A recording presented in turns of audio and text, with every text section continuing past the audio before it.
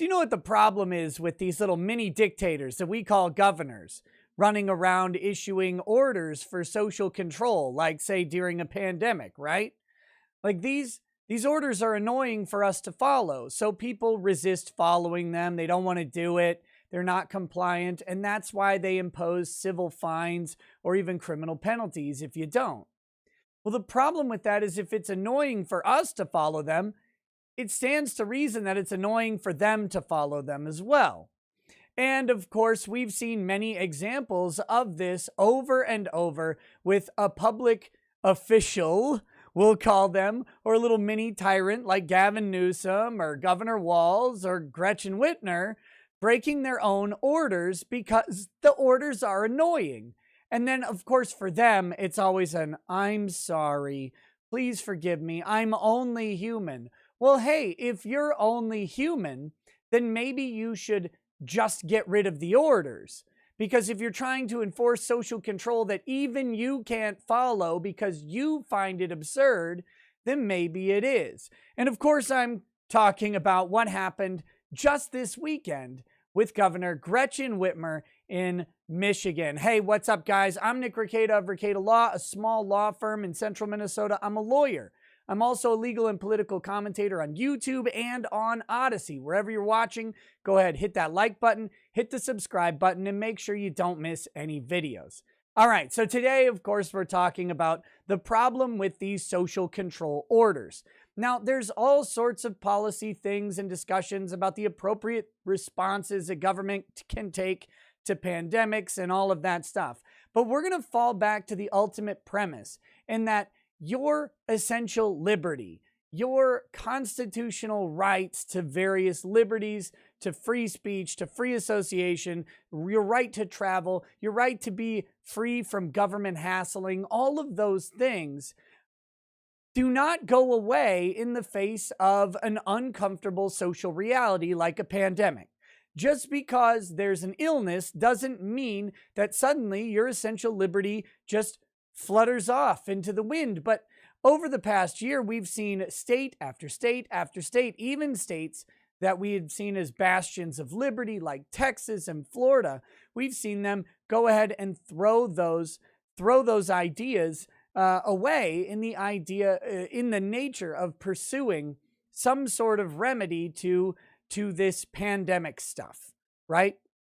And again, I'm not going to comment on the wisdom of any particular regulations. Look, there's all sorts of really smart things you can do if you're willing to eschew the idea of individual liberty. You can do all sorts of really brilliant things to go ahead and fix any of society's problems, right? You got an unemployment problem, you just demand everybody to have a job. That worked so well in so many countries. You just make it a law, and if anybody is violating that law, depending on how far you want to go, you just shoot them. It's a solution. It's not the wisest solution. It doesn't work very well. It causes lots of social unrest, but it is a solution. Or you could take, the advice of one of the largest countries on earth, and when you find out someone has an illness that you don't like, you just weld them into their house, for example. You can do that. You can try and do all sorts of different social control policies to combat reality. But at the end of the day, when you have a liberty-minded country, you have some barriers to doing that. And those barriers in our country are called the Constitution and your rights, your individual freedoms and liberties. And the government has been trouncing those over and over and over. And we haven't really seen a lot of time to get those things properly challenged. We've seen a few challenges make it up to the Supreme Court in terms of essential religious liberty being infringed. And quite a few times the court has come back and said, yeah, you can't do that, government. You're going to have to try again with a different type of policy that doesn't treat churches different from businesses, for example.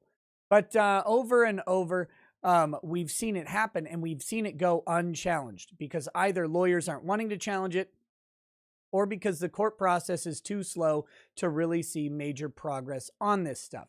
But again, I'm getting ahead of myself. Here we have yet another official, Governor Whitmer, and I don't think this is the first time this has happened for her. She has broken her own order. This is from the Detroit News. Let's check it out here. Whitmer apologizes after photo shows her at bar violating her own order. Governor Gretchen Whitmer issued an apology Sunday after a photo emerged showing her at a restaurant with 12 other people gathered around tables pushed together in violation of her health department's current epidemic order. The May 15th order from the State Department of Health and Human Services says no more than 6 people can be seated together and groups of patrons must be 6 feet apart.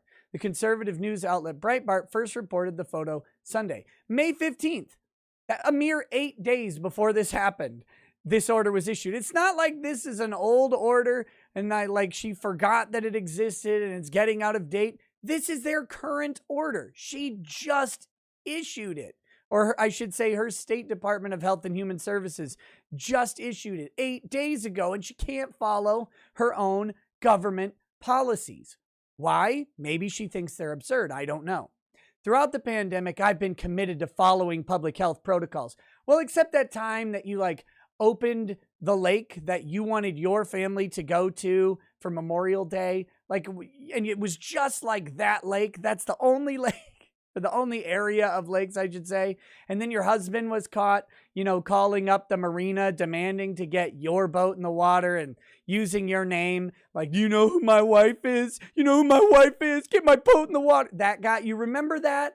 I remember that. I think a lot of people do. And I actually don't think you've been committed to following the public health protocols throughout this, because the reality of little dictators is they're always above their own policies. Those policies are for the lesser masses, not for them.